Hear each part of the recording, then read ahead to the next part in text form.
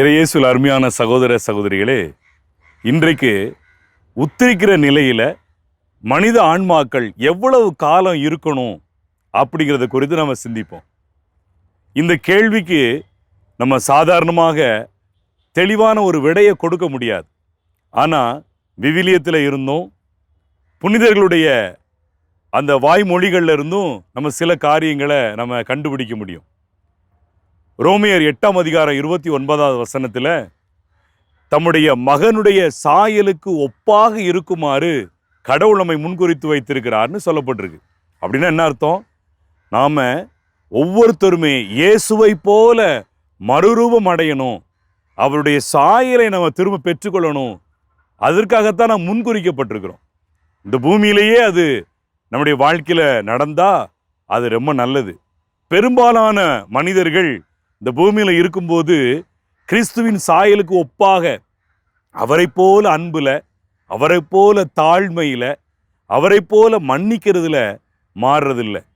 அப்படிப்பட்டவங்க தான் உத்திரிகை ஸ்தலத்தில் அந்த வேதனைக்கு நடுவில் பயிற்சி கொடுக்கப்பட்டு பாடம் கற்பிக்கப்பட்டு அதன் பிறகு தங்கள் வாழ்க்கையில் சில மாற்றங்களை பெற்று உருமாற்றங்களை பெற்று அவங்க பரலோகத்துக்குள்ளே நுழைகிறாங்க.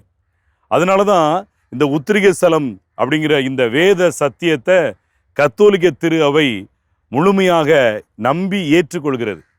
இன்றைக்கு யோசித்து பார்ப்போம், நாம் இயேசு கிறிஸ்துவை போல மாறணும் அப்படிங்கிற ஒரு எண்ணம் நமக்கு இருக்கிறதா? அவரை போல நம்ம அன்பு செய்கிறோமா? முக்கியமாக நம்முடைய வீடுகளில் இருக்கக்கூடியவங்களை நம்ம உண்மையாகவே நேசிக்கிறோமா இயேசுவை போல?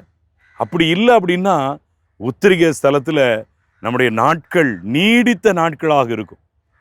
ஒரு அருமையான அருட்சகோதரிக்கு ஒரு இறந்து போன திருத்தந்தை காட்சி கொடுத்து சொன்னாராம், எனக்காக அதிகமாக ஜெபிங்க. ஏன் அப்படின்னா நான் உத்திரிகை ஸ்தலத்தில் 300 வருஷம் இருக்கணும்னு ஆண்டவர் எனக்கு தீர்ப்பு கொடுத்துருக்கிறாரு அப்படின்னு சொன்னதாக நான் ஒரு புத்தகத்தில் வாசித்திருக்கிறேன். அருமையானவர்களே, அவ்வளவு காலம் நாம் கிறிஸ்துவை போல மாறுவதற்கு தேவைப்படுகிறதுன்னா அந்த வேலையை நம்ம இன்றைக்கே ஆரம்பிக்கிறதானா நல்லது. செபிப்போமா? என் அன்பார்ந்த ஆண்டவரே, உம்மை போல நாங்கள் உருமாற்றம் அடைய வேண்டும் என்பதற்காகத்தான் இம்மை வாழ்வை எங்களுக்கு நீர் கொடுத்திருக்கிறீர்.